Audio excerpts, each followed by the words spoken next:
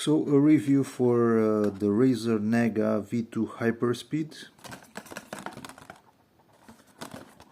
I already done an unboxing video. So this is the Razer Naga V2 HyperSpeed wireless, and for comparison this is the Razer Naga V2, a mouse which I don't use anymore, and my previous mouse, Razer Basilisk V3. And let's talk about the Razer Naga V2 HyperSpeed. Just from the beginning, if you're planning to buy this mouse, I would say go for it. It's a very good mouse, decent quality. It's not the same old premium quality that Razer used to have, but it's quite decent. Okay, so first of all, I've had a lot of mouses from Razer. Also the one from 2013, Razer Naga, and then I bought this one, Razer Naga V2, and now this one. So for comparison, Razer has decreased the quality with each version. I would say this one felt more premium than this one, and in terms of the material quality, the plastic, this one feels much better in the hand. The plastic just feels much better than the new one. Okay, so I guess this one is decent, but the materials are just I would say medium quality. The plastic on the case is just a bit rough. It's not that smooth as Razer used to make. Also a detail, in the past they added this metallic texture here, and on the new ones it's just plastic. So you get the idea, they just reduced the costs and the overall quality just for functionality, but this one works just fine. Because this is a wireless mouse, it has a battery inside, a normal AA battery, and it's a bit more heavy. At first it might feel that this weight feels unnatural compared to a wired mouse, but after a while you get used to it and it feels quite okay. One thing that I really disliked when I got the mouse, I've noticed that behind the scroll it has just one button, and on all my mouses I've used this button behind the scroll to keybind scroll click, and on this one you can't. This one is just a switch for on off for the hyperspeed function. So you cannot assign it in any way to the scroll click from Razer Synapse. However, I've noticed that I can assign scroll click to any button from the side, so I assign to number 8.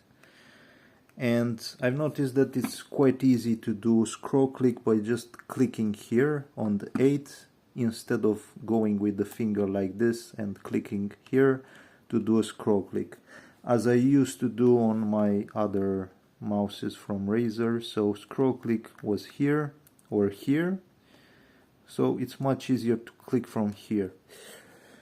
So if you're doing the same, I would say this is not a major issue. You can keybind on button 8, and after about 1 or 2 days it will feel more natural. I'm not sure why Razer added these buttons here on the left click, since this is a mouse especially for MMO games.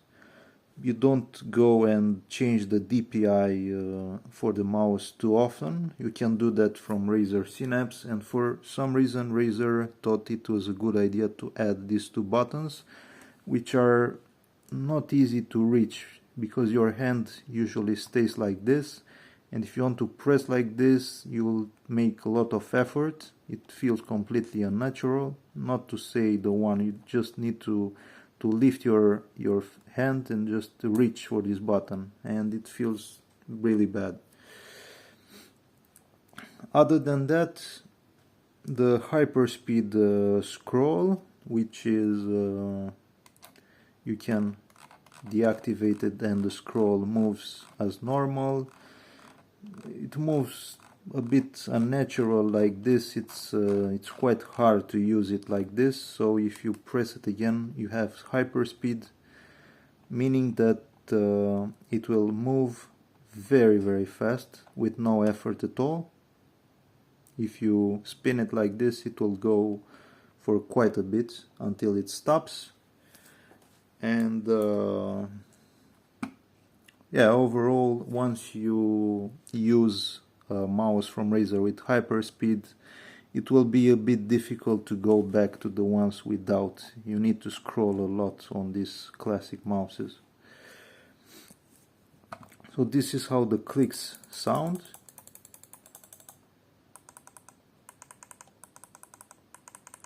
I think the side buttons are not mechanical, and this is how it sounds on the old one. But I used this one for like 5 or 6 years, so obviously the sound is different. By the way, this one works completely fine, except a bit this button, which was used for scroll click, which sometimes gets stuck. But the mouse works completely fine, the clicks, the side buttons. And now getting to the a newer version of a Razer mouse, Razer Basilisk V3. So I bought this one like 2 years ago, but I was never happy with it because it's a bit bigger than a Razer Naga. Not much, but the buttons just feel a bit strange. The shape, it's not even. This side goes a bit lower, and for some reason it's a bad experience for me. This one also has HyperSpeed. So as I said, once you get a mouse with HyperSpeed, you will probably want to get another one also with HyperSpeed. In terms of materials, I've noticed that the plastic is almost identical on both mouses.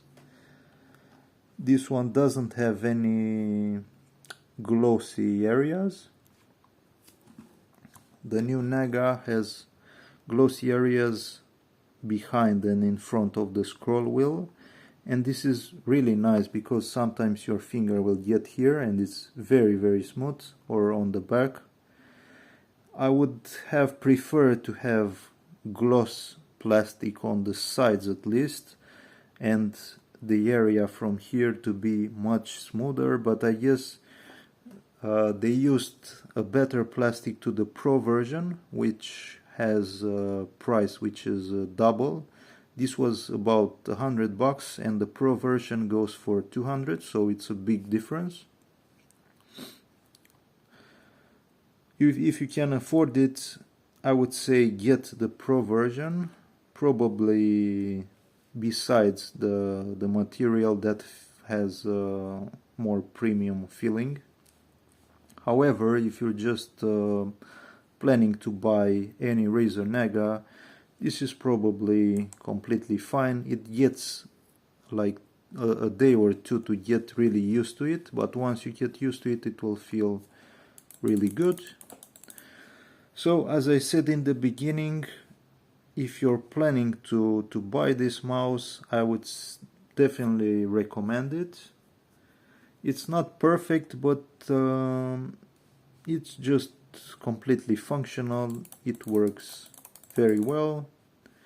It's a nice bonus that it doesn't have a wire.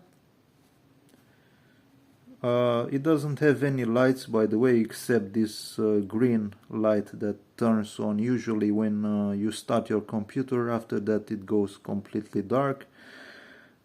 It doesn't have any light on the logo, on the scroll wheel, on the side or below. Probably because Razer thought it was a good idea to just save the battery instead of just having lights. As I saw, the Pro version has RGB lights, so if RGB is really important for you, you'll probably want to get the Pro version. So this was my review for Razer Naga V2 HyperSpeed. If you have any questions, leave in the comments. I hope that you found the video useful. If you did, please subscribe, and thank you for watching.